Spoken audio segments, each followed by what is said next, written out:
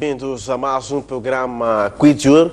Mais uma vez, neste domingo, vamos olhar para mais um tema de interesse jurídico, mas hoje não só de interesse jurídico social, mas falar do costume no sistema jurídico moçambicano. Isto muito a propósito daquilo que tem acontecido em termos de um certo embate entre aquilo que são os hábitos e costumes dos moçambicanos, ou tradicionais, e aquilo que tem sido também o direito positivo, digamos, a própria lei, o que efetivamente está escrito, está estabelecido pela legislação diversa moçambicana.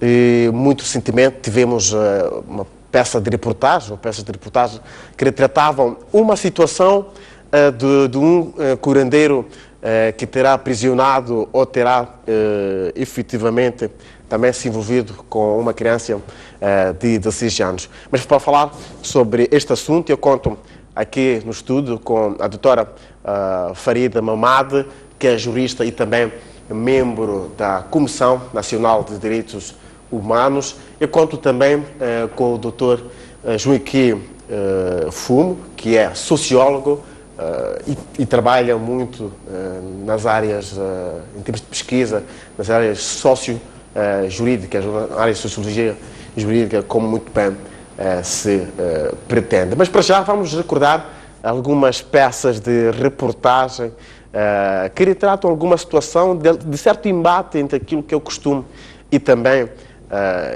o que está estabelecido na lei, ou o direito positivo em Moçambique. Mas vamos recordar para já a peça de reportagem que dá conta do curandeiro que terá aprisionado os seus pacientes, isto na província da Zambésia. Este médico tradicional está à conta com autoridades policiais do distrito de Mulevala, na Zambésia.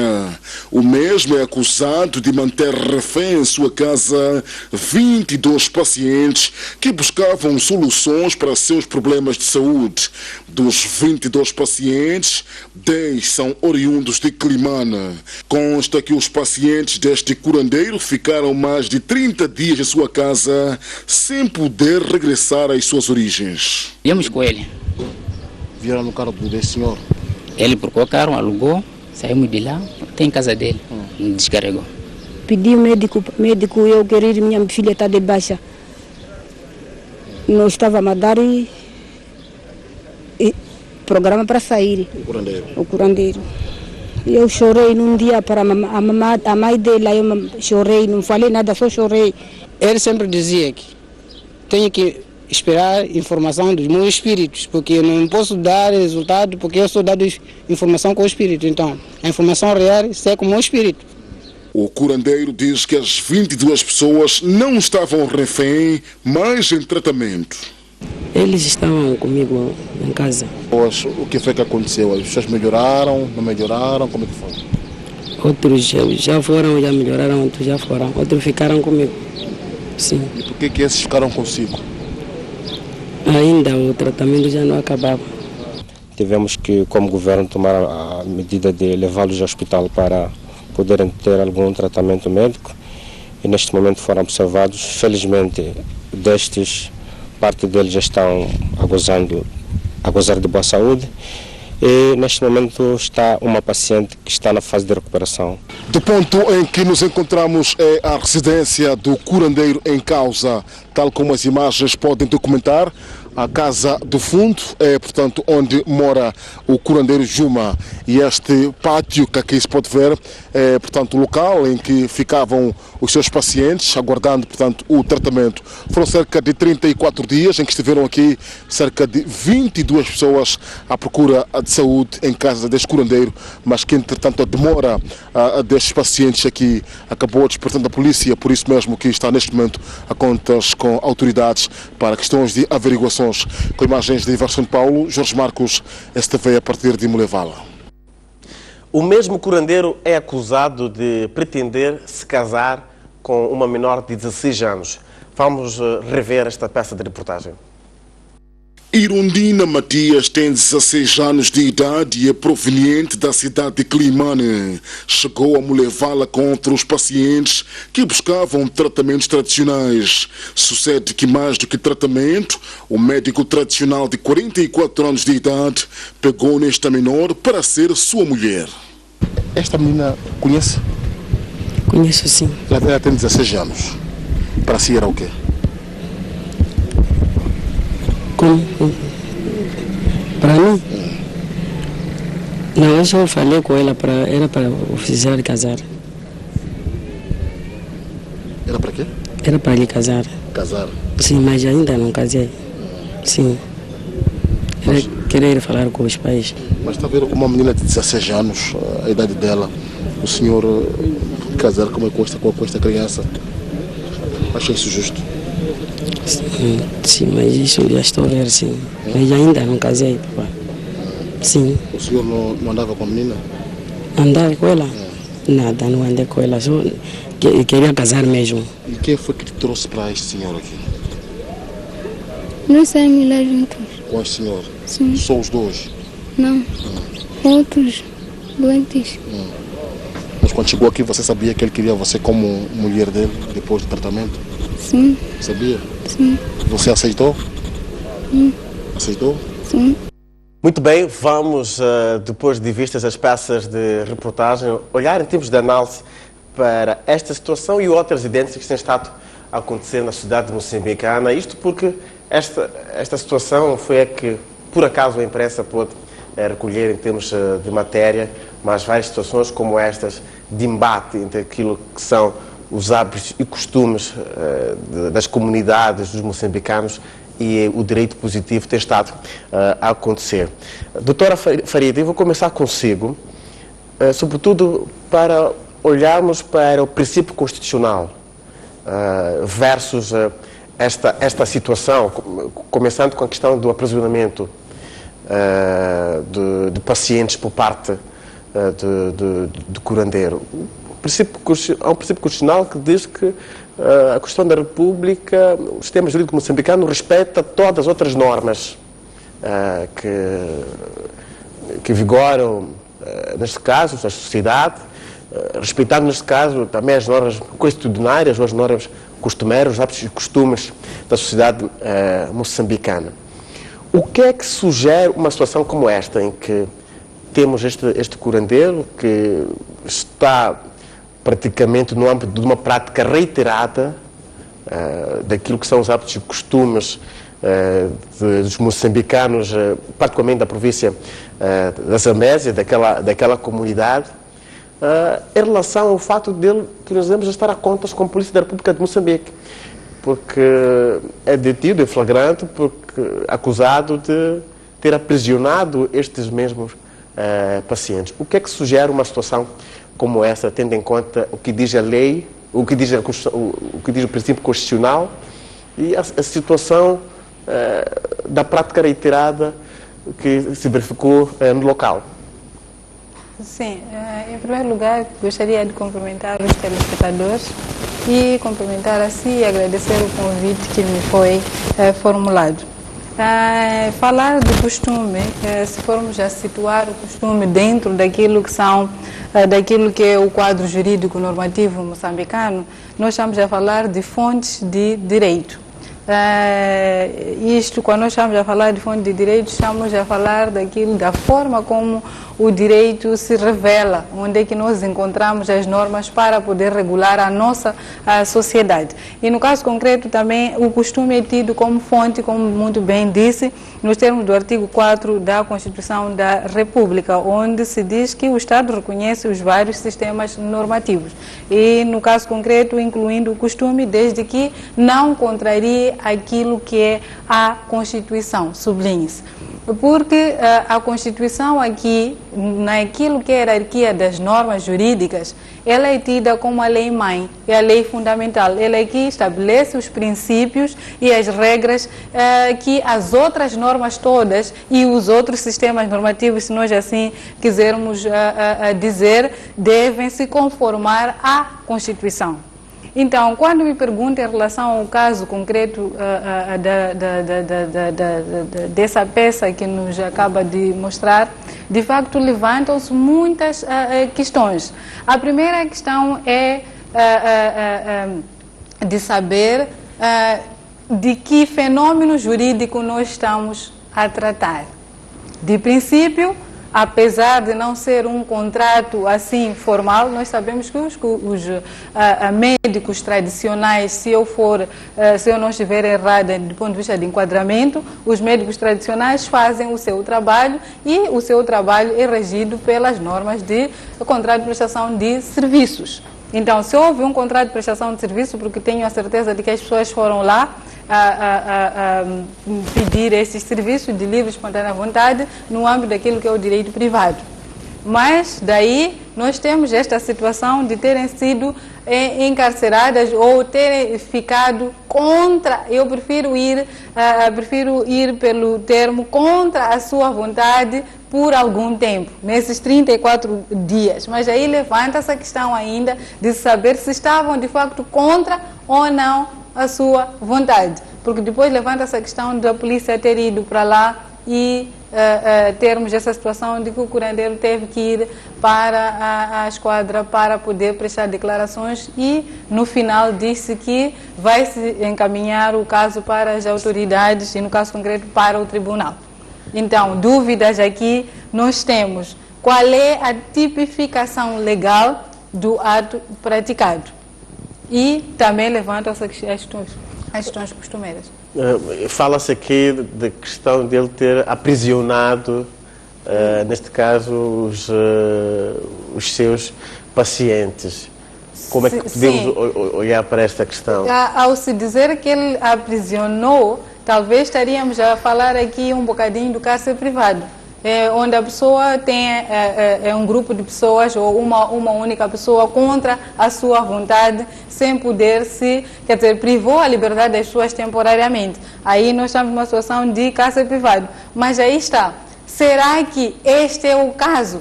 Essa é que é a pergunta e talvez ao longo do programa nós podemos esmiuçar com mais pormenor este assunto.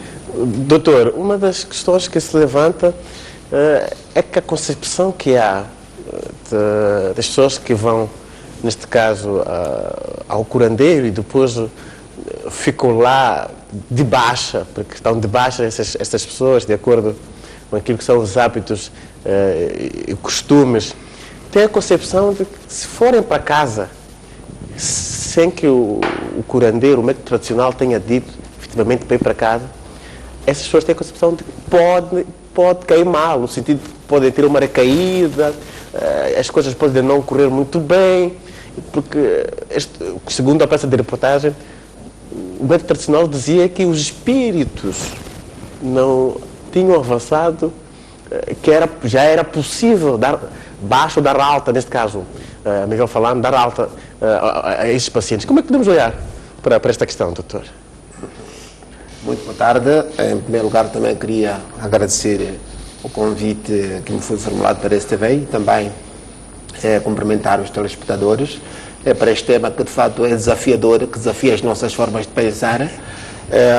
Queria dizer que, primeiro, relativamente a este tema que discute a questão de costume e o direito positivo, há que fazer assim trazer algumas ideias prévias para a gente melhor compreender e dar algum enquadramento àquilo que é a peça de reportagem.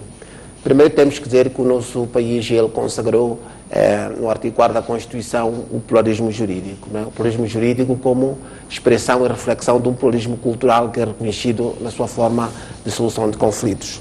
E de facto foram feitas muitas pesquisas neste país que de facto mostraram que o direito normalmente organizado não era o único que solucionava os conflitos e ainda mais que nem sequer era o mais importante. Então há aí um claro reconhecimento do pluralismo jurídico e com esta limitação que já foi referida aqui pela minha colega, desde que sejam respeitados tanto os limites da Constituição. Portanto, quando nós olhamos para esta realidade que é passada aqui pela peça, uma coisa que me vem como sociólogo é que, de facto, grande parte dos moçambicanos vivem naquela realidade, não é assim?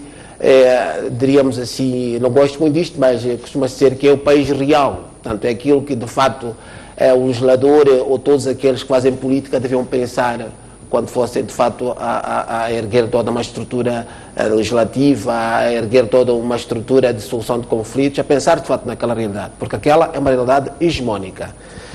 Então, quando nós olhamos para isto, temos que ter em conta que qualquer operador do direito deve de facto olhar isto não do ponto de vista dogmático, quer dizer, todas as figuras ali que estão chamadas à colação devem ser um bocado relativizadas. Por exemplo, mesmo a ideia de cárcere privado, que se pode eventualmente, que a realidade pode subsumir em cárcere privado, tem que de facto, não pode dispensar toda uma reflexão sociológica ou antropológica sobre aquele fato. De tal forma que nós já temos agora, por exemplo, a nível da formação de mestrados, uma área chamada Sociologia Judiciária, que eles são treinados a olhar para os fatos, a olhar para as leis, os códigos, mas também a olhar para a cultura envolvente. Isto a realidade social muito envolvente. E, portanto, há aqui que se olhar para esta realidade, assim, portanto, há algumas questões jurídicas que são chamadas à colação, mas também há questões sociológicas muito profundas da sociedade moçambicana que devem ser tidas em consideração. Aqueles indivíduos que, portanto, eles estão no seu dia-a-dia, no seu cotidiano, portanto, vivem num contexto em que provavelmente eles não têm muito contacto com esta cultura jurídico-estadual, portanto, eles vivem, para não dizermos que alguns possam até viver à margem desta cultura. Eles têm a sua cultura própria e, como vimos, os costumes, eles têm, portanto, são práticas reiteradas com convicção da obrigatoriedade. Portanto, eles foram socializados dentro daquele contexto. Muito provavelmente aquele é o único contexto possível dentro da sua própria socialização, sem pensar nos outros elementos. Mas é verdade que a nossa sociedade, ela, em algum momento, ela é uma sociedade dualista, não é? Podemos considerar que existe uma parte da sociedade que domina, de fato, o costume, dominam as práticas tradicionais, mas também temos que grande parte da sociedade moçambicana, e também temos uma parte ínfima, particularmente, que tem maior expressão nos centros urbanos, periurbanos, em que domina, provavelmente, que a gente pode ver alguma densificação de algumas instâncias judiciárias ou de uma cultura mais de um direito moderno. Mas, obviamente, que quando esses dois mundos entram em contacto, há sempre esse risco, há um risco de interpretação. Portanto, eu vejo aqui um problema também hermenêutico, não é? Um problema de interpretação, se a gente chama aquilo de cárcere privado, ou a gente chama isso de qualquer outro nome, porque, de fato, se nós formos a prestar atenção, o curandeiro, aquilo como disse o apresentador no início, ele também, ele não só cura as doenças do ponto de vista físico, mas ele também tem um papel de divinação, portanto, ele também incorpora espíritos. E, como tal, ele tem uma dimensão que não é sequer, nem sequer é subsumível ao direito positivo, nem sequer é captável. Portanto, o direito moderno tem limitações para captar esta realidade, em que, de fato, ele justifica-se dizendo que o espírito não lhe havia informado na intervenção. E quem vai ao curandeiro, de fato, não vai só para ser tratado pelas técnicas herbanárias, vai também para a dimensão espiritual. E, portanto, e como aquilo, esta peça, nós não temos, né, portanto, todo... só vimos uma peça que não sabemos como é que começa, como é que termina, é só uma peça, mas com base nela podemos pensar que, de fato, há uns dois mundos que estão a dialogar ali e que é preciso que quem de direito, ou quem tiver a intervir neste caso, tenha, de fato, conhecimento jurídico, mas também tenha competência sociológica ou um conhecimento que lhe permita contextualizar aquela questão. Doutora, que cautelas é preciso ter ao julgar, ao analisar situações como essas? Essas cautelas, muitas das vezes, é preciso que os nossos magistrados, tanto do Ministério Público, assim como dos judiciais, devem ter ao julgar situações como essas. Mas que elementos é que é preciso tomar em consideração ao analisar esse tipo de situação? Assim, um caso desses, nós temos que sempre olhar para aquilo que é qual é que vai ser a utilidade de uma decisão, porque o juiz normalmente está para fazer justiça, e fazer justiça nós temos aquilo que é a justiça formal e temos aquela que é a justiça material, no sentido de que o cidadão tem uma decisão que compreende, que entende e que de facto vai surtir aqueles efeitos que nós almejamos com a lei, que é corrigir um determinado comportamento. No caso concreto, nós temos que estar em condições de saber que a sociedade estamos em condições de enquadrar este ato, não é? E daí aplicar o direito positivo e termos uma resposta. Mas também não queremos com isso dizer que sempre que nós termos uma situação em que existe essa confusão entre o direito positivo e o direito costumeiro ou outras situações, outras fontes de direito, outros sistemas normativos, nós sempre temos que pautar em conhecer e entender muito bem, porque a própria Constituição já diz como é que esse exercício é feito. No caso concreto, por exemplo, é daqueles casos em que nós temos que olhar com cuidado e trazer uma perspectiva multidisciplinar.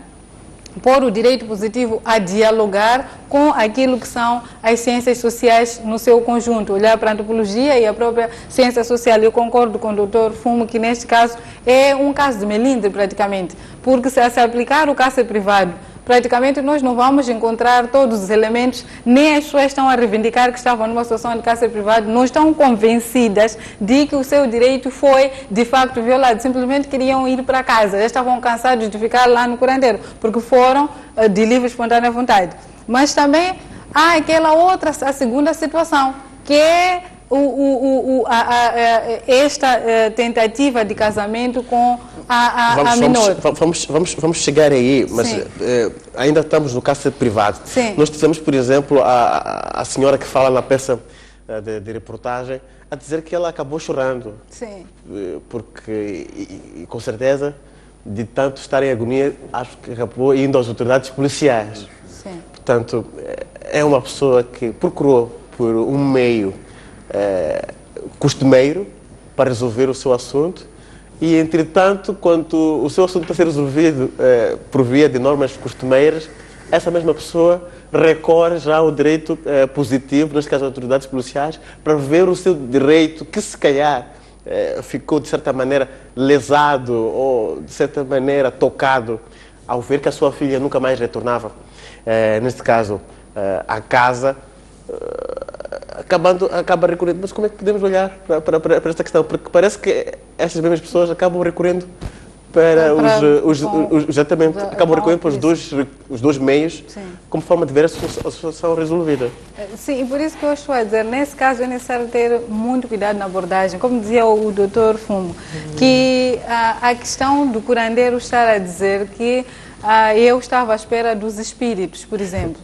O juiz não tem acesso, não está em condições de poder aceder se isso é verdade ou não. Acaba havendo aqui uma limitação. Por isso que eu advogo um diálogo entre aquilo que é a antropologia jurídica, exatamente, cultural, aqui uma análise, porque o juiz tem que ser muito cuidadoso, sob pena de pôr em causa aquilo. Mas não estou a dizer de forma alguma que a liberdade das pessoas deve ser posta em causa, porque é um direito fundamental. De forma nenhuma deve ser reduzida em nenhum momento. Mas também este exercício deve ser feito de forma a não ferir com aquilo que são tanto os ditames da Constituição e como tanto os ditames da própria Constituição, os princípios constitucionais e também aquilo que é a resposta, porque não vale a pena termos uma sentença ou uma decisão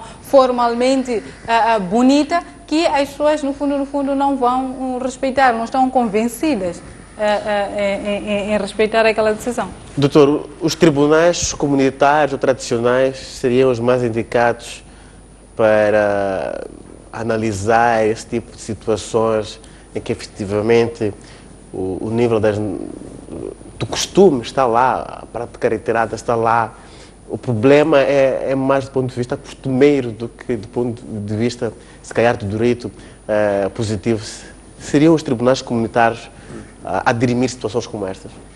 Muito bem.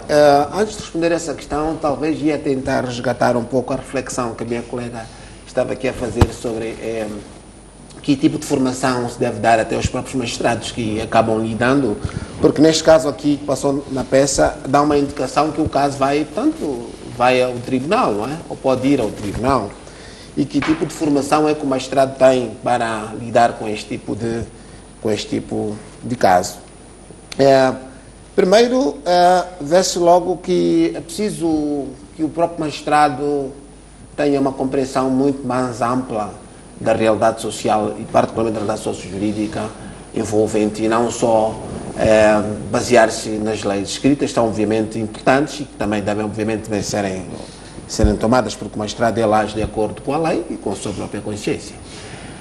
Mas há que ele ter uma concepção muito mais ampla que lhe permite compreender esta realidade.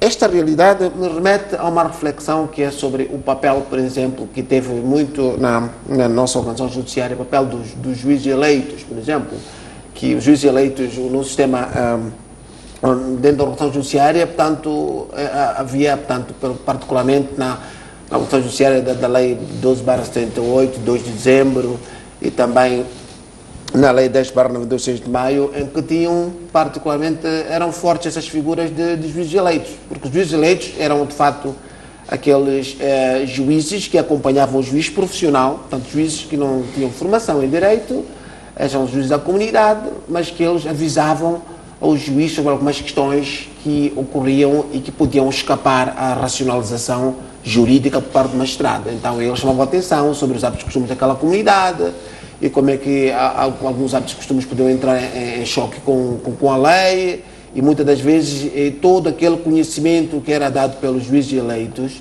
ele era utilizado para prontos, na tomada de decisões, o juiz tem que tomar, de fato tem que tomar decisão, fosse ponderado, portanto, a medida que fosse ali doseada, não é? Dosear na medida, tendo em consideração as ponderações, as ideias dos juízes eleitos. Muitas das vezes nós temos práticas culturais que podem até entrar em choque com a lei, mas que dentro da comunidade elas são perfeitamente normais e são vistas como até ideais. Então, nesse caso... É por aí onde os juízes eleitos podem intervir... Os juízes eleitos têm essa intervenção, tanto de chamar a atenção ao magistrado, né? Que ele tem que tomar esta e aquela atitude. E recentemente, a partir de 2000 para cá, nós temos magistrados que já têm uma formação nesta área dos direitos costumeiros e que, portanto, têm à sua disposição ferramentas que lhes permitem decidir ponderadas essas questões. E muitas das vezes, eu olhando para essa questão que está sendo discutida, me parece que um magistrado, um bom magistrado, se o caso fosse dar ao tribunal, ele resolvia isto na base da conciliação ou mediação. Isto não iria ser resolvido como um processo, uma entrada formal do processo e resolver na base de uma técnica da adjudicação. Tinha que ser mais uma questão de mediação, porque o que está ali são questões, são situações que dizem respeito ao direito, aos direitos, mas que é um completo diálogo intercultural, que ele tem que, de fato, ter ferramentas para compreendê-lo e solucionar esses conflitos. E a experiência que a gente tem de magistrados, daquilo que são as suas experiências quando eles vão ao terreno, eles de fato encontram que os códigos não se aplicam ao terreno. Portanto, muitos magistrados solucionam conflitos na base da mediação, às vezes sem intervenção dos códigos, não é assim? Ou podem fazer mediação de caso, olhando para essas situações, podem interagir com as instâncias locais de solução de conflitos, saber quem que são os tribunais comunitários, como é que solucionam. Portanto, um bom magistrado tem que, de fato, se articular com as instâncias comunitárias de solução de conflitos, de modo que ele compreenda bem que tipo de problemas são produzidos naquele espaço onde ele está a trabalhar e também que tipo de soluções ele pode fazer. E também, eventualmente, ele pode criar, enfim, se ele reparar que há alguma prática reiterada que esteja contra a lei, pode, particularmente os magistrados do Ministério Público, fazer palestras, fazer qualquer tipo de coisa que permita alguma alteração de comportamento na base. Porque as culturas também não são inflexíveis, elas também têm alguma estanque. Então, retomando a sua questão, normalmente as questões costumeiras são solucionadas pelas instâncias comunitárias, entendidas na sua generalidade, que são os tribunais comunitários, as autoridades tradicionais, os grupos dinamizadores, igrejas, são plurais, até as outras que operam na comunidade, mas que não são propriamente comunitárias. Temos ONGs também, que intervêm na comunidade, não são propriamente comunitárias, mas elas intervêm. Então, a sociedade moçambicana ela tem uma profunda riqueza na solução de conflitos, na instância de solução de conflitos. Muito bem, volto a si, doutora. Muitas das vezes, quer dizer, cada comunidade é uma comunidade. Moçambique é um país extenso, com várias formas de ser e estar. Com umas culturas, vamos lá, um homem, quando é traído, depois tem de queimar a casa do homem que o terá, neste caso, terá se envolvido com a sua esposa. Entretanto, este homem depois pode ser, dentro da comunidade, ele terá lavado a sua honra, efetivamente, terá ultrapassado a situação, mas dentro do direito positivo, este homem cometeu um crime, no sentido de queimou, digamos, uma infraestrutura habitacional, com outros bens, outros haveres que estavam lá, e se calhar havia lá também alguém a dormir, entretanto ele... Como é que se pode dialogar com em relação a uma situação como essa, em que a pessoa efetivamente agiu dentro dos princípios da comunidade, mas cometeu um crime? Sim, é neste momento que é muito importante olhar para aquilo que os direitos estão em jogo. Aqui vamos ter uma situação de conflito no tempo e no espaço de 2 ou 3 ou 4 direitos ao mesmo tempo. E daí olhar para aquilo como é que nós podemos fazer a limitação de um e do outro direito. Porque se me está a falar, por exemplo, do caso, do exemplo que está a dar, nós aqui já temos outros contornos. Porque os direitos humanos são direitos que não podem ser limitados sem que haja uma justificativa ou sem uma justificação razoável, legalmente razoável. Então, se nós temos uma situação em que houve uma traição, não é? E do ponto de vista de resposta, já temos um exceder, danos avultados, até uma situação de perda de vida, hipoteticamente. Então, aqui já temos que fazer aquilo que é o exercício, porque não podemos descorar da ideia de que o direito positivo é o direito imediato, é o primeiro direito a ser aplicado. O que nós estamos a tentar fazer aqui é a interpretação do direito positivo, encontrar aquilo que é a proteção legal e reduzir aquilo que vai ser então a justiça. É um processo. Nós estamos a dizer que a cultura a todo tempo, sempre que nós temos uma prática costumeira, nós temos que mitigá-la. Não é assim, porque há práticas costumeiras que de facto vão contrariar completamente aquilo que são os ditames da Constituição. E neste momento o juiz deve sim aplicar, porque o direito aqui positivo aparece não só como como uma forma sancionatória, mas também educativa, porque tem esses dois papéis, porque o próprio direito positivo faz com que as sociedades sejam corrigidas a partir da prevenção geral. Então, nessa altura, nós temos que olhar e ponderar quais são os valores que estão a ser discutidos.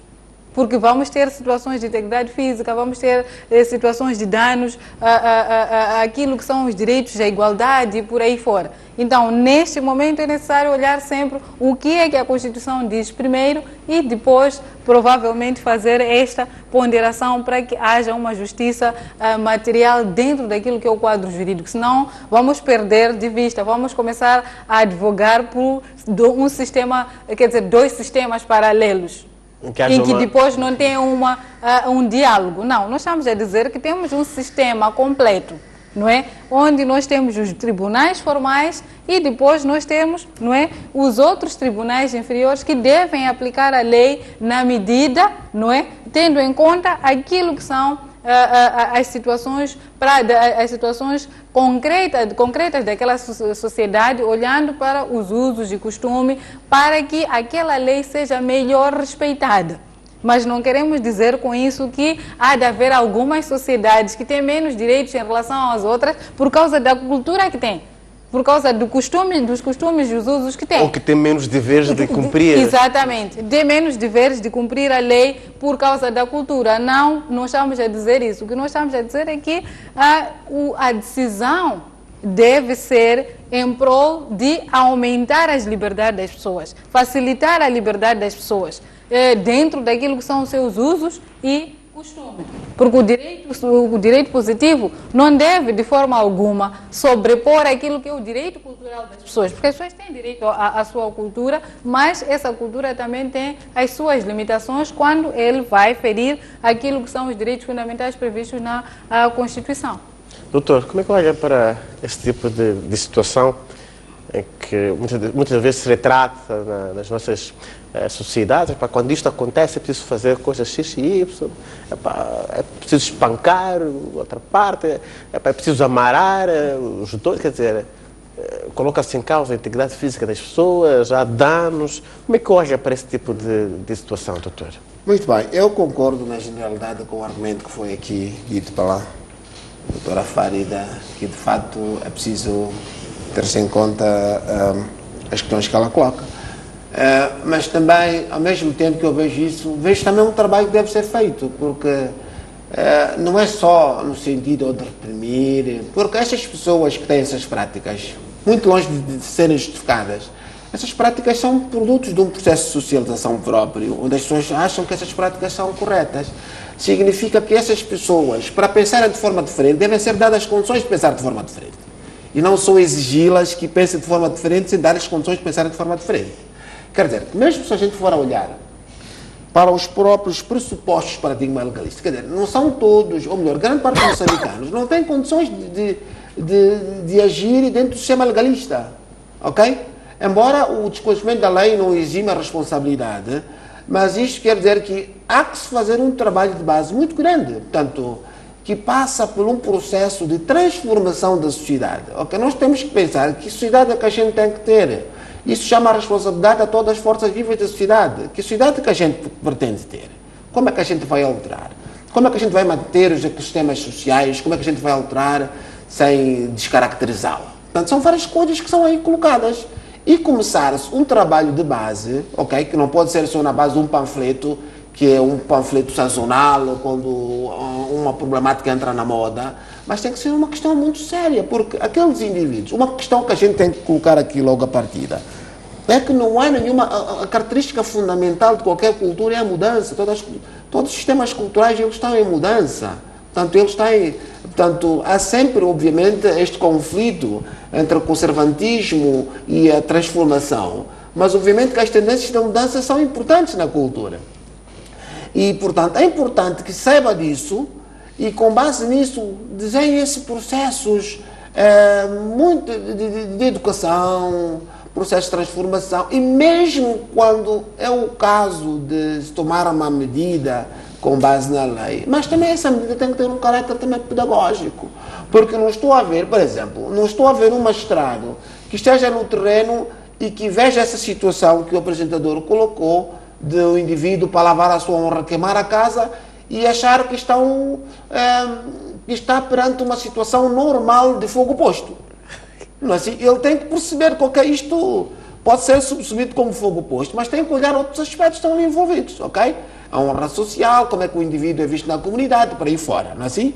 Isto sem querer desculpabilizar o indivíduo que cometeu isto, mas na verdade ele tem que ver que o que ele for a decidir tem que também ter um caráter pedagógico de transformação e ao mesmo tempo que também eu vejo, por exemplo, o Ministério Público ter essas competências de também fazer palestras na comunidade.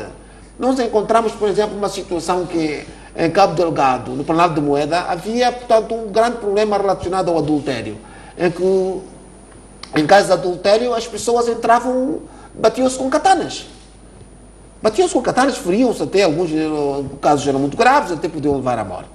E o magistrado, compreendendo essa situação que estava a acontecer, foi de fato fazer uma palestra e arranjou uma solução de modo que os conflitos relacionados com o adultério não fossem tratados na base da katana, mas que fosse fixada uma multa que era considerada uma multa elevada. Exatamente. Então quem praticasse o adultério, tanto e descoberto, sujeitava de fato a pagar uma multa elevadíssima na concepção local. Exatamente. Então ele tentou dar uma solução àquele problema, tanto desviando desse seu potencial criminal, tanto de ofensas corporais, até que poder chegar a homicídios, para situações que se podia pagar através de multa. Portanto, ele tentou resolver na sua base.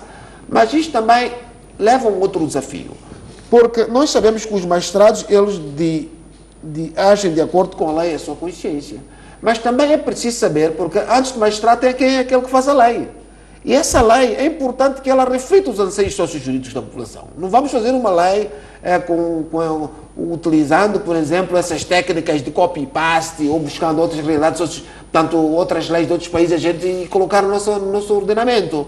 É importante que haja uma pesquisa muito grande, como a gente conseguiu ver, por exemplo, vamos dar exemplo dos exemplos quais que mais ou menos refletem a realidade moçambicana, por exemplo, a lei de terras, a lei de família. Houve um esforço de se olhar não só para as questões dogmáticas, mas também olhar para as questões antropológicas, sociológicas, o que é o casamento, o que é que as coisas significam, embora, tanto houvesse ainda espaço de discussão, mas está lá alguma reflexão.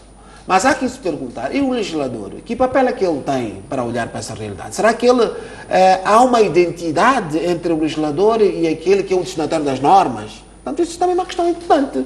Quer dizer, é importante que a gente compreenda, é verdade que Moçambique é um país com muita diversidade cultural, é difícil a gente acomodar ter uma espécie de uma standardização cultural que a gente possa dizer, com base nessa standardização a gente pode criar matrizes genéricas que possam caber em leis, mas nós sabemos que é preciso haver um esforço muito grande do legislador, assim como do aplicador da lei, e que devem compreender essas situações que estão à volta das questões legais, que não é só aplicar a lei tal como ela está nos códigos, mas é preciso uma compreensão muito mais profunda, muito mais do que o conhecimento do direito dogmático. E que é mesmo com esta compreensão que vamos ao nosso intervalo.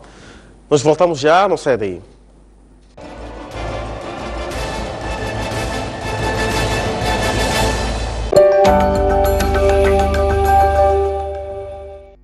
Nosso compromisso é com as pessoas, os fatos e as suas implicações, mas não ignoramos as causas, os custos, as razões e as responsabilidades. Estamos atentos aos nossos dramas, ações, conquistas e celebrações. Questionamos quem, onde, quando, como e, sobretudo, porquê. Mostramos no grande plano.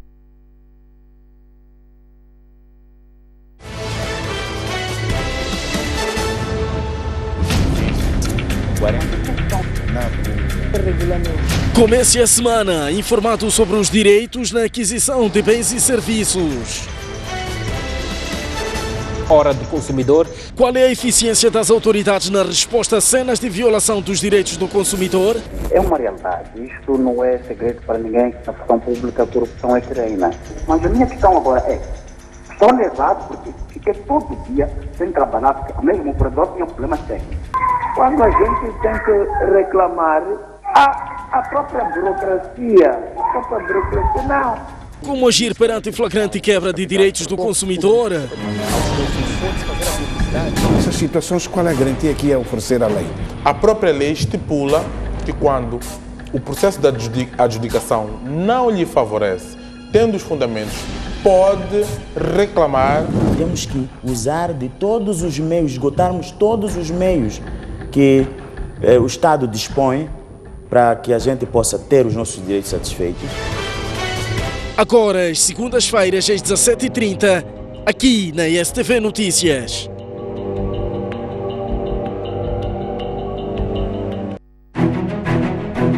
Mais um baú. Recordações, momentos épicos, momentos marcantes, grandes vitórias, campeões. Como é que o futebol começou na sua vida e o que é que foi o futebol? Eram todas equipas bem estruturadas com um futebol de se tirar o chapéu. A gente jogava aqui na Baixa, saía da Baixa.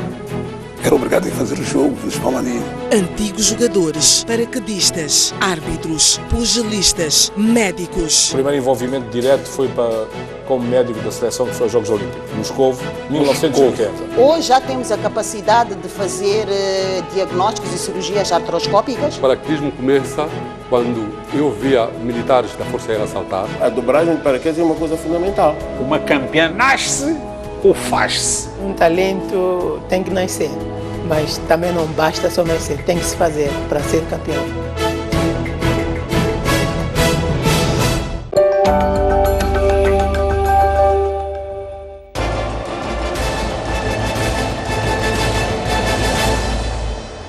Muito bem, voltamos para a segunda e última parte do programa Quid Jur. Estamos a olhar para o costume no sistema jurídico moçambicano, até que ponto é que se enquadram os hábitos e costumes, as normas costumeiras no sistema jurídico moçambicano, ou no direito moçambicano. Eu volto consigo, doutora Farida, particularmente porque há uma questão também muito curiosa. Nós temos muitas vezes moçambicanos que vão trabalhar para a África do Sul, particularmente na província de Gaza, e o código, por exemplo, o atual Código Penal prevê sanções, penas efetivas a quem contaminar ao outro, ao parceiro que for contaminar o outro por HIV/SIDA. E é uma prática quase que reiterada. O moçambicano ir para a África do Sul, pode chegar lá depois ter SIDA, depois vai se envolver com a sua esposa, pode, neste caso, contaminar. Podemos ter, se calhar, uma situação de a esposa também ter que viajar fora da província, e depois volta para Maputo, ou volta para o ponto de encontro. Depois, como é que se pode ter alguma razoabilidade na análise de uma situação como essa, que acontece muitas vezes na província de Gaza? Quer dizer, é quase que levar, era possível se calhar levar um quarto da população para as cadeias, se tomasse em consideração uma situação como essa, não é? Sim, aqui nesse exemplo que está a dar, levantam-se duas questões. Para podermos subsumir o exemplo que está a dar na lei, não é?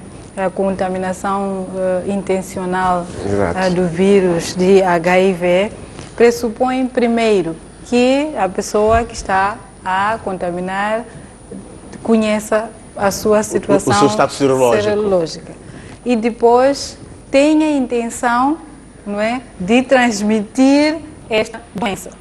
Então, aí está, só com um caso concreto que nós podemos aferir que houve essa intenção e melhor aplicar o direito. Eu sei do meu status serológico, não tenho intenção, mas como é que essa questão da intenção não é subjetiva? Não é subjetiva, é objetiva, porque se sabia, presume-se logo que teve um aconselhamento, teve uma testagem, teve um aconselhamento, sabe que é seropositivo, e se ele é seropositivo, sabe também de antemão quais são os cuidados que deve ter, não só com a sua própria saúde, mas com a saúde dos outros. Esta é que é a presunção. Se houve uma testagem, então ele teve este aconselhamento. Então, ele tem uma responsabilidade. Mas eu quero lembrar aqui uma questão que é muito importante nas questões do HIV/SIDA e na contaminação e por aí fora. Porque a contaminação do HIV/SIDA, neste exemplo que está a dar, lembre-se que nós estamos a falar de um casal, que esse casal foi separado por razões circunstanciais, do trabalho. Então, é difícil, por causa dos tabus e o estigma e discriminação que está em volta do HIV/SIDA, que o parceiro volte na primeira noite ou no primeiro dia que ele volta para casa, vem apresentar uma questão dessas, não é? Primeiro, é difícil. E por causa disso, às vezes, algumas pessoas vão adiando ou não têm a coragem suficiente para poder dizer ao parceiro, e daí contaminam. Claro que isso é negligência do ponto de vista jurídico. não é? Mas também, de acordo com os costumes, eu não posso usar métodos contraceptivos. Exatamente, também temos essa dinâmica. Mas eu acho que agindo de boa fé, porque aqui nós vamos recorrer àquilo que nós chamamos em direito um homem médio, não é?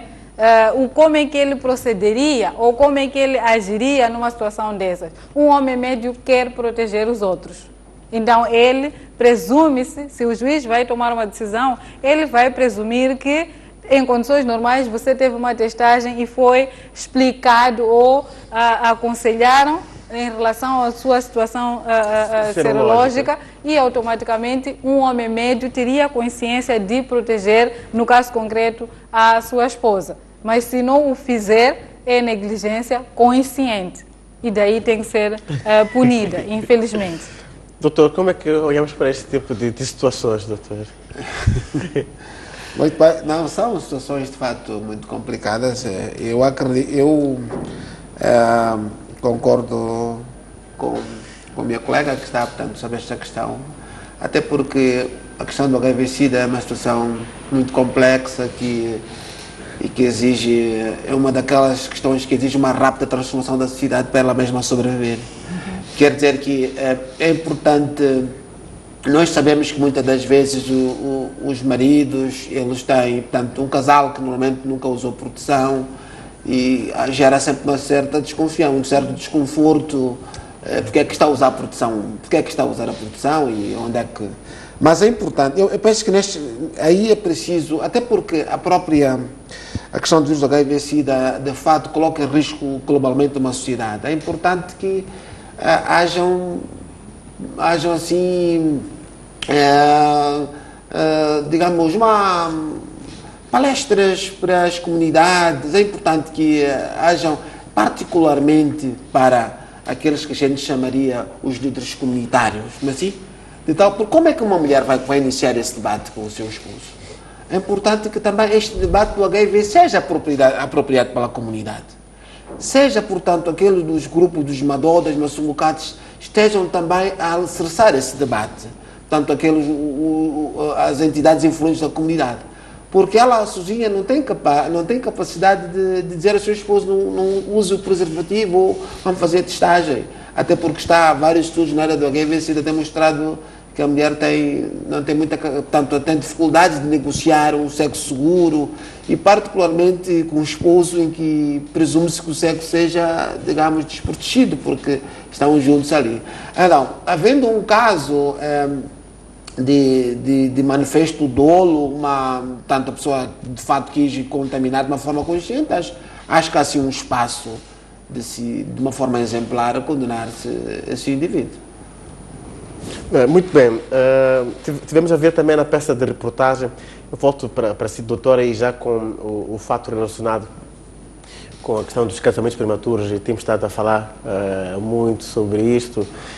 Há muitos seminários que têm estado a acontecer na cidade de Maputo e por aí fora. Tivemos aqui o caso deste curandeiro, em que ele estava a dizer que pretendia se casar com esta moça, esta menina de 16 anos, e disse que ia falar com os pais dela. A própria lei da família reconhece os casamentos tradicionais. A própria lei da família estabelece a idade mínima para as pessoas efetivamente se casarem.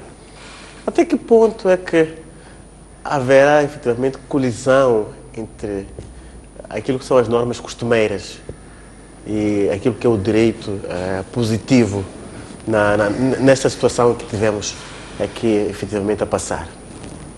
Sim, a questão do casamento prematuro levantam-se questões muito sérias de direitos humanos. Em primeiro lugar, dizer que o casamento em Moçambique é legalmente estabelecido entre duas pessoas adultas, duas pessoas com 18 anos ou maiores de 18 anos, que podem consentir e casar sem problemas nenhum. Mas a própria lei estabelece uma exceção, que que podem casar, um dos cônjuges pode casar, ou os dois, se houver consentimento dos pais, desde que tenham maior de 16 anos. Então, no caso concreto, nós ouvimos falar de 16 anos. Exato. Mas a questão que se levanta hoje, a questão que se debate, que nós estamos a debater hoje em dia em relação aos casamentos prematuros, é a questão, existem muitas questões que estão em volta, a questão do próprio gênero, não é? O casamento chama-se prematuro ou forçado, justamente porque um dos nubentes não está em condições de emitir uma declaração, não é? Da aceitação desse casamento, de forma a consentir esse casamento de forma conscienciosa. No caso concreto, considera-se criança todo aquele que é menor de 18 anos. Apesar da lei estabelecer essa exceção, que é discutível a sua constitucionalidade, não gostaria de arriscar neste momento a sua constitucionalidade, mas tem pelo menos, de alguma maneira, há aqui uma situação em que nós temos que analisar, porque o casamento prematuro tem muitas consequências para a menina, porque já existem estudos que evidenciam que num casamento, não é, já existem estudos que dizem que 15 meses depois, muitas das vezes, a menina está grávida. E nós sabemos quais são as consequências de uma gravidez para uma menina dessa idade. E nós temos aí consequências de saúde, muitas das vezes graves. A contaminação da HIV-Sida e a questão da fístula. E até em algumas circunstâncias temos situações de mortes, não é? Vou falar de falta de preparação, acima de tudo. Temos aquilo que são essas situações todas, que se nós olharmos num conjunto, olharmos tudo isso, vamos ver que existem vários direitos da menina, neste caso de casamento prematuro, que estão a ser arriscados. O direito à educação, o direito à saúde, são vários direitos. O casamento prematuro, ele tem quer dizer, tem uma particularidade de violar direitos de forma consecutiva, vários ao mesmo tempo. O direito à saúde arrisca-se várias coisas. Então, mas temos essa situação de que o casamento prematuro não é matéria de hoje. O casamento prematuro está socialmente enraizado. E as pessoas, como eu dizia antes, têm direito à sua cultura.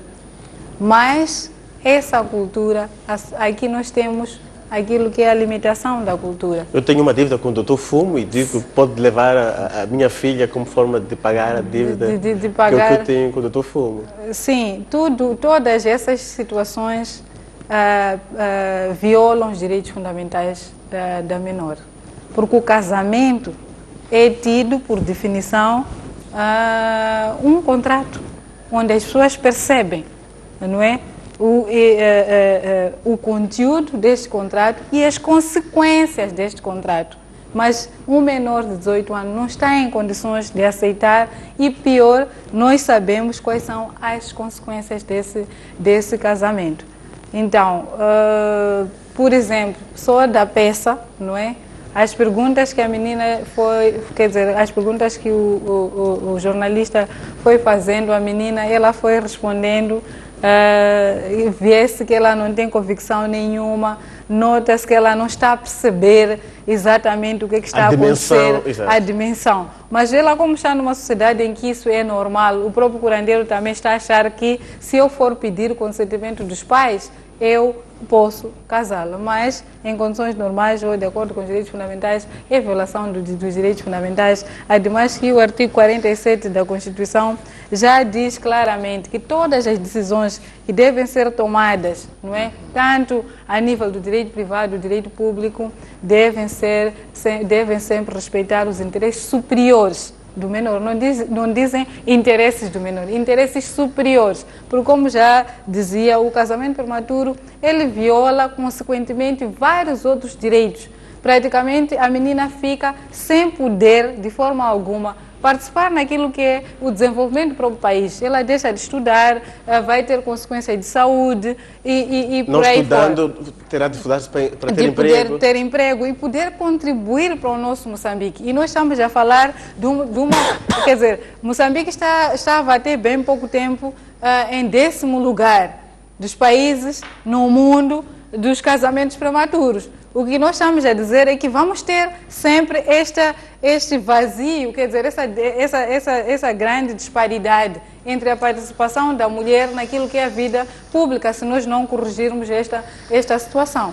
E por isso que hoje é uma grande preocupação, tanto para a sociedade civil como para a Comissão Nacional de Direitos Humanos. Doutor, como é que olha para esta questão dos casamentos prematuros? Muito bem, eu penso que o essencial foi dito aqui pela doutora Farida, mas há uma questão que é preciso chamar a atenção. Porque quando nós chamamos de casamentos prematuros, estamos provavelmente a rotular uma realidade com base no direito positivo. Vamos a ver uma coisa. O que é maioridade ou minoridade? Quais são os critérios que definem a maioridade? Não, o direito positivo é ok, tem um aspecto que diz que o maior tem que ser aquele de 18 anos, para cima já é maior, de 18 anos para baixo é menor. Então, e as comunidades, que critérios é que têm para decidir sobre a maioridade? Okay? Exato. Muitas das vezes nós olhamos que as comunidades podem definir através de critérios biológicos, como por exemplo a primeira menstruação. Quando a pessoa vê a primeira menstruação, pode ser considerada adulta na comunidade, ou pode ser definidas com base na participação em alguns ritos de iniciação. Se passou nos ritos de iniciação, já pode se casar, construir família e por aí fora. Então, é neste ponto que existe que há sempre um diálogo aqui das culturas. Mas é verdade que, olhando um pouquinho do lado jurídico, há que se pensar nas várias questões que esse casamento pode violar, portanto, relativamente aos direitos da criança. E também, se nós pensarmos como é que a gente pode transformar essa sociedade... Está a dizer aqui, sobretudo, quando fala da maioridade discutida das comunidades, 16 anos, eles não olham muito do ponto de vista da idade. Olhou-se ali para a menina, ele tem a concepção de que já está preparada, nesse caso, para ir ao lar. Exatamente. Quer dizer, o importante a reter é que... os direitos costumeiros e o direito positivo têm formas distintas de definir a maioridade, ok? Sendo que o direito costumeiro pode se basear, por exemplo, na primeira menstruação da mulher, considerar que já não é menor, não é considerada menor, ou eventualmente se tiver passado pelos ritos de iniciação, que, por exemplo, no nosso país, na zona centro e norte, é riquíssimo. Exato. Dessas práticas culturais. Então, e não por esse critério de 18 anos, não é assim? É preciso a gente compreender isto. E depois, é preciso também uma questão importante, compreender como é que a gente vai lutar contra esses casamentos prematuros. Porque já está visto que eles podem prejudicar, digamos, e de que forma? Tanto os direitos da criança, colocá-la fora da escola, eventualmente problemas com a sua saúde, tudo aquilo que foi aqui dito pela doutora Farida.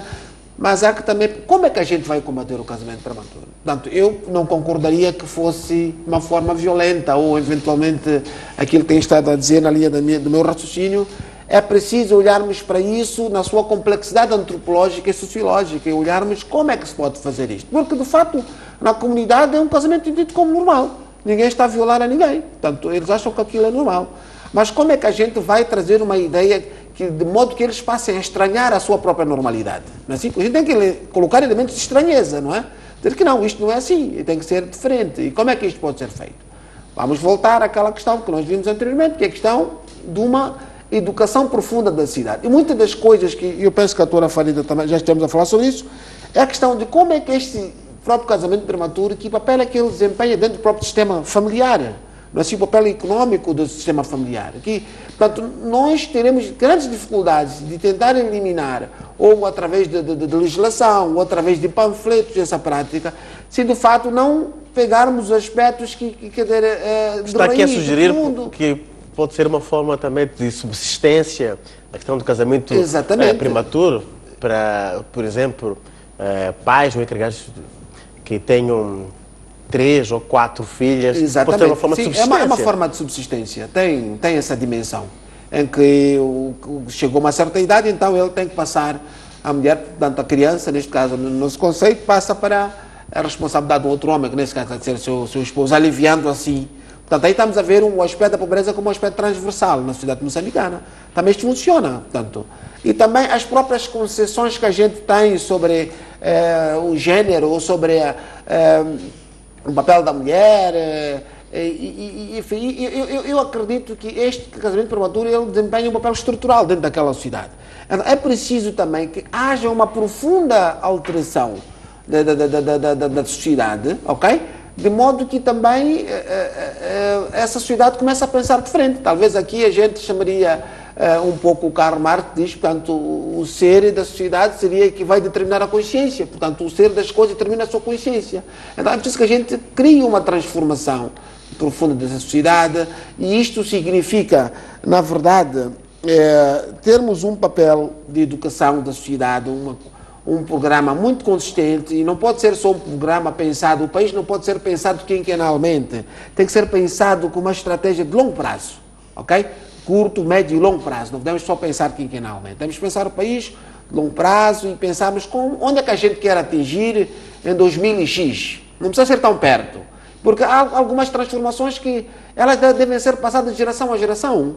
Algumas que a gente pode não testemunhar enquanto geração, mas que daqui a uns anos isto pode vir a acontecer. E depois é preciso envolver a comunidade e também dar-lhes alternativas à comunidade. Se não faz isto, o que é que vai fazer? Se não é só retirar a única alternativa que tem. Ok, não vão fazer o casamento prematuro, então, em substituição, o que é que vão lá fazer? Ok?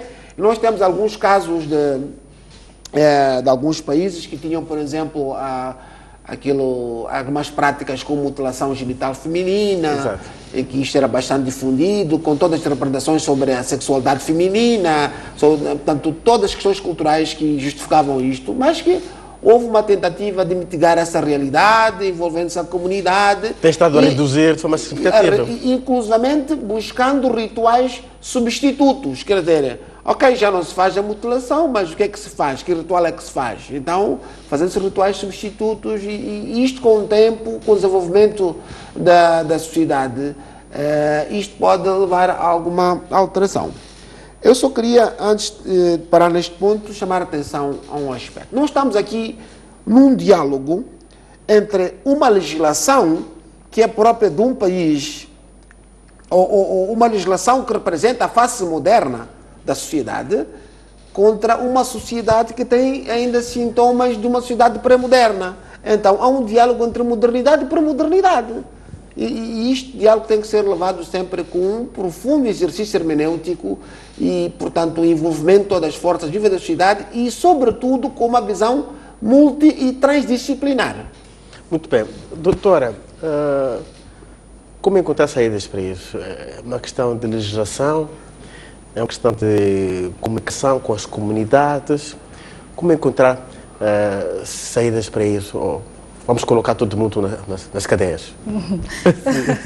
Sim, mas eu só queria, antes de passarmos diretamente para aquilo que são as prováveis soluções, eu só queria lembrar que a questão da definição daquilo que é a idade para o casamento, voltando um bocadinho para lá, se nós ficarmos à espera das comunidades para definir, como dizia o doutor Fumo, corremos um risco de termos aqui uma situação de relativismo cultural. E nesse relativismo cultural já estaríamos a perder de vista aquilo que é o fundamento dos direitos humanos, que é a universalidade. Não existe uma criança com menos direitos fundamentais em relação à outra. E concordo plenamente que em algum momento temos que ponderar quando nós estivermos a fazer aquilo que é hermenêutica, mas a verdade é que toda criança moçambicana, nos termos da nossa Constituição, é igual a outra, sem qualquer tipo de distinção. Mas os direitos universais encontram essas pessoas dentro de uma prática. Dentro de uma prática, é verdade. Mas a verdade é que nós não podemos dizer que há de haver uma criança que vai ficar, quer dizer, que vai estar numa situação em que é adulta com 12 anos. Não é possível. Já existem estudos, tanto sociológicos e até antropológicos, que já, psicológicos até, que dizem mais ou menos que os 18 anos já é uma idade razoavelmente aceitável para um casamento, por exemplo. Agora, voltando à sua questão, vou me socorrer de novo àquilo que são os princípios de direitos humanos. Os direitos humanos, eles obrigam os Estados a 3 ou 4 obrigações essenciais, que é de proteger, e no caso concreto, a nossa Constituição está em consonância com aquilo que são os ditames de direitos humanos, porque o próprio artigo 43, de novo, diz que as crianças têm direito a uma proteção. A pergunta é, proteção em relação a quê? A todas aquelas situações que podem reduzir aquilo que é o seu desenvolvimento harmonioso numa sociedade e até a sua própria dignidade. Então, e o Estado tem a obrigação de promover.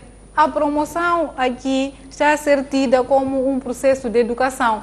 Aí depois nós podemos ver quais são as estratégias que nós podemos usar para que a sociedade, para que nós possamos ter esses elementos que fazem com que a sociedade possa ser mais dinâmica em relação àquilo que é.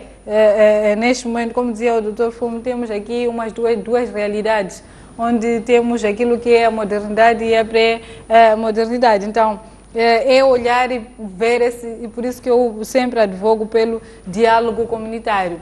É uma estratégia que normalmente nós não temos usado, mas é necessária.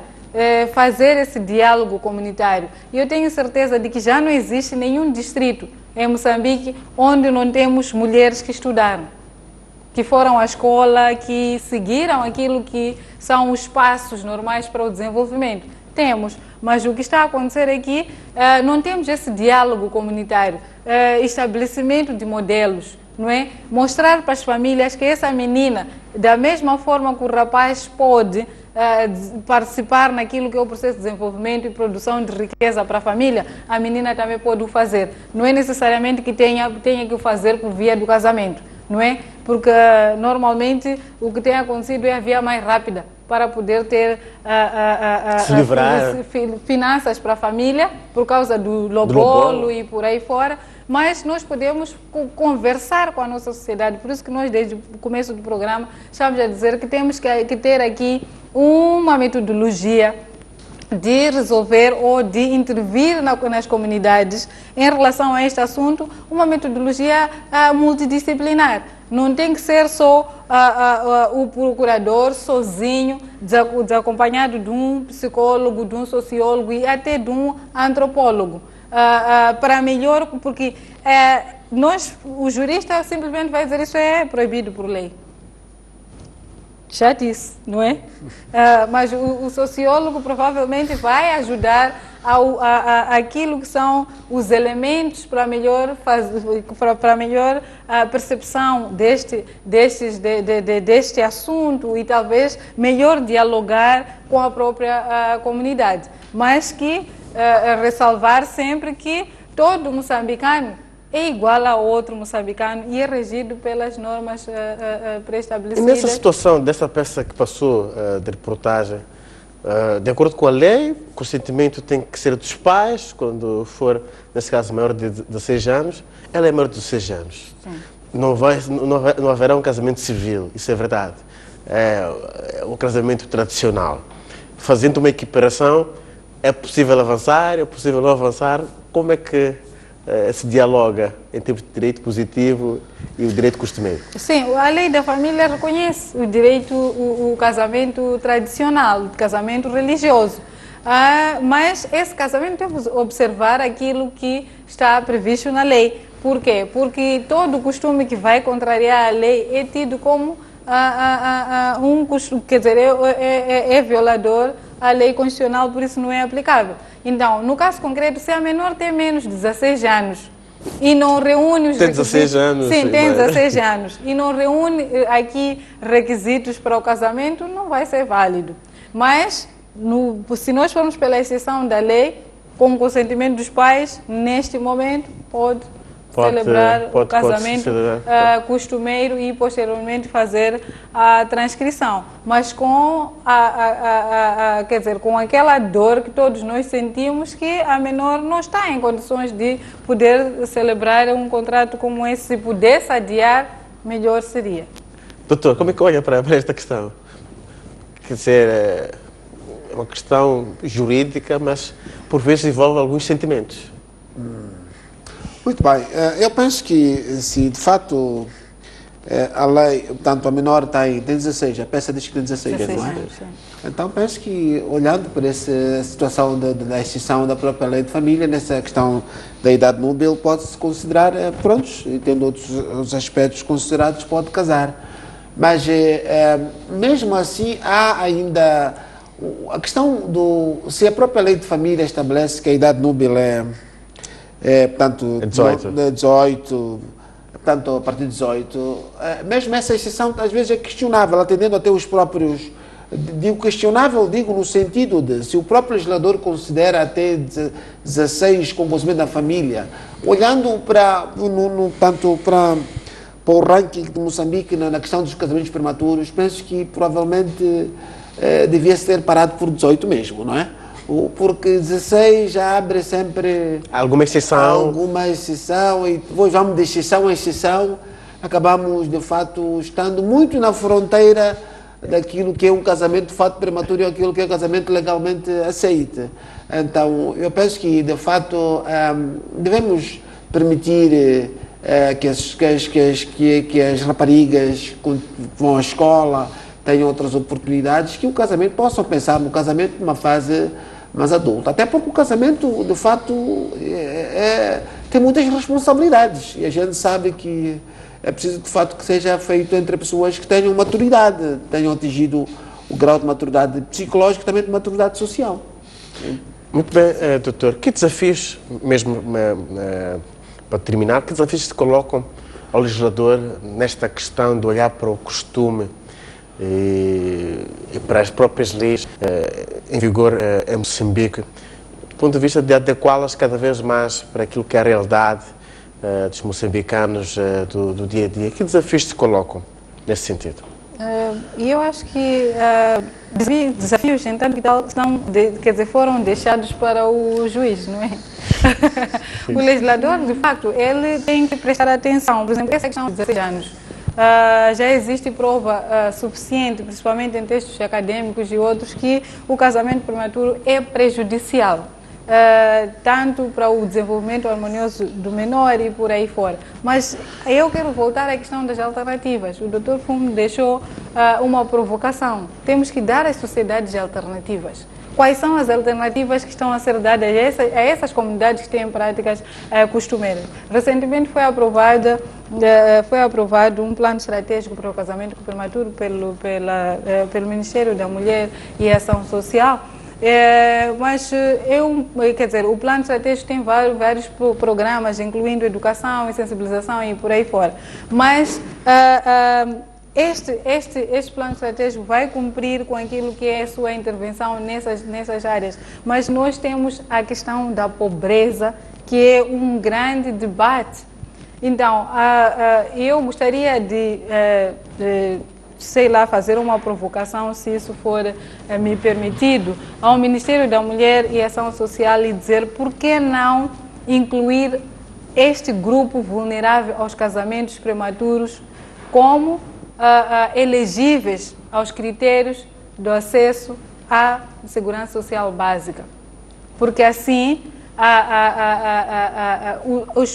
as famílias já não estariam tão desesperadas em entregar as meninas para aquilo que é o casamento prematuro, porque afinal teriam um subsídiozinho do Ministério da Mulher e Ação Social e que eles seriam forçados a manter a menina na escola. E nós já sabemos, com provas bastantes, de que só a educação que pode quebrar o ciclo de pobreza e assim facilitar as famílias passarem de um estágio para outro, porque afinal de contas todas as políticas que nós temos da redução da pobreza absoluta e outros esses têm o objetivo principal de quebrar o ciclo de pobreza. Mas a menina, se está a ser submetida ao casamento prematuro, ela nunca estará em condições de quebrar o ciclo da pobreza, porque ela vai nascer, está a casar numa situação de pobreza, vai ter uma filha que também vai estar numa situação de pobreza e esse ciclo de pobreza nunca vai ser quebrado. Então, por que não considerar este grupo vulnerável como é elegível para a segurança social básica, atendendo também que estamos a celebrar a Semana da Segurança Social Básica. É uma provocação. Doutor, há muitos debates sobre a questão dos casamentos prematuros nos últimos tempos. Para si isso tem contorno de negócio ou de um interesse mesmo em minimizar a situação? Bom, na verdade, isto pode ser que os casamentos prematuros estejam-se a constituir como uma problemática, não assim? Quer dizer, é um problema que já existe, mas pode ser construído como problemática, quer dizer, que a sociedade talvez está a prestar um bocado mais atenção, as pesquisas estão a formular os seus problemas de investigação na base desta realidade e portanto, é como se fosse um holofote que aponta para uma realidade já pré-existente e portanto, está sendo discutido aqui neste momento. Mas é um problema que existe, persiste a nossa discussão e que, tanto a nossa forma de olhar para o problema é que se pode ter alterado e por isso que está na ordem do dia. E que desafios se colocam ao legislador quando olha para a questão do costume? Eu penso que o legislador moçambicano, Moçambique, como nós já penso que das intervenções que tivemos eu aqui e a doutora Farida, já demos conta que Moçambique é um país multicultural. É um país que tem diversas culturas e que, portanto, e tendo diversas culturas, é difícil, não é um país que não tem aquilo que a gente chamaria uma standardização cultural. Não é possível termos uma única cultura assim, que com base nela se possa criar matrizes genéricas. E isto é que facilita a criação das leis, não é? Criação de matrizes genéricas. E sabemos que operamos num contexto multicultural. É importante que o legislador ele tenha uma consciência disso e maximize essa consciência. E quando nós estamos nessa realidade, significa que é importante que a gente conheça a realidade que a gente vai legislar. Na verdade, há uma certa... É muito cômodo fazer-se leis num gabinete, um bom ar-condicionado, com bom orçamento, mas temos que pensar na eficácia dessas mesmas leis. A quem que servem essas leis? Muitas das vezes, já não digo que seja um hábito prevalecente, mas há uma tendência de se olhar o que é que sobre essa matéria, o que é que está a nível dos PALOP, a nível da África Austral e tudo, e fazer o copy and paste. Então isto é uma tendência extremamente perigosa. É importante que se vá ao terreno, que haja uma equipe multitransdisciplinar para cada matéria que se pretenda legislar. Portanto, vá ao terreno, discuta o problema e ver que opções legislativas é que são as mais adequadas. Até porque se assim não for, nós estamos a colocar, permita-me colocar entre aspas essa expressão, numa saia justa ao magistrado. Porque quem tem que aplicar a lei é o magistrado. Se a lei não teve todos os pressupostos para garantir a sua eficácia, então ele vai ter que muitas das vezes aplicar uma lei e mesmo ele tendo consciência de que não está sendo justa, mas deverá obviamente aplicar a lei porque a lei assim o diz e deverá com certeza também passa pelos conselhos de fiscalização da atuação dos magistrados e por aí fora. Então é importante que o legislador conheça a realidade que vai legislar, conheça todos esses dilemas que estamos a falar, conheça que as leis que a gente tem, esses mundos, estamos aqui a chamar a atenção, o diálogo entre o mundo moderno e pré-moderno, que estão em permanente interação e transformação. Também é preciso compreender que as sociedades, elas não são estanques, estão em transformação. Portanto, é possível que haja programas de transformação dirigida da cultura que não ofenda bastante os ecossistemas sociais, mas que com um processo, dependendo do caso, portanto, levado num processo de socialização ou ressocialização paulatino, podemos ter sim uma sociedade que a gente deseja construir no futuro. O que não pode acontecer neste momento, eu penso que seria de se tomar só as leis, porque embora as leis tenham de facto essa força de serem aplicadas independente das vontades das partes, mas é importante que as leis reflitam o máximo possível o anseio daquela população. Portanto, não estejam pelo menos muito longe. Eu volto a dar um exemplo. Temos aqui, não digo que são as leis perfeitas, mas temos a lei de família que já mostra essa preocupação do legislador de dialogar com outros saberes locais. Okay? E também temos que evitar aqui uma situação de gerar um novo assimilacionismo, portanto, de tentar extinguir uma sociedade com base noutra. Temos é criar um diálogo entre essas sociedades. E essas sociedades, e nós temos sim, a sociedade tradicional e os costumes têm algo a dizer e algo a oferecer ao direito dogmaticamente organizado. É só dialogar. Muito obrigado, Dr. Fumo, muito obrigado também, doutora Farida, por ter estado aqui no programa Quid deste domingo. Estivemos a falar sobre a questão do costume no sistema jurídico moçambicano. Nos voltamos no próximo domingo com mais uma proposta de debate para si. Até lá, fique bem.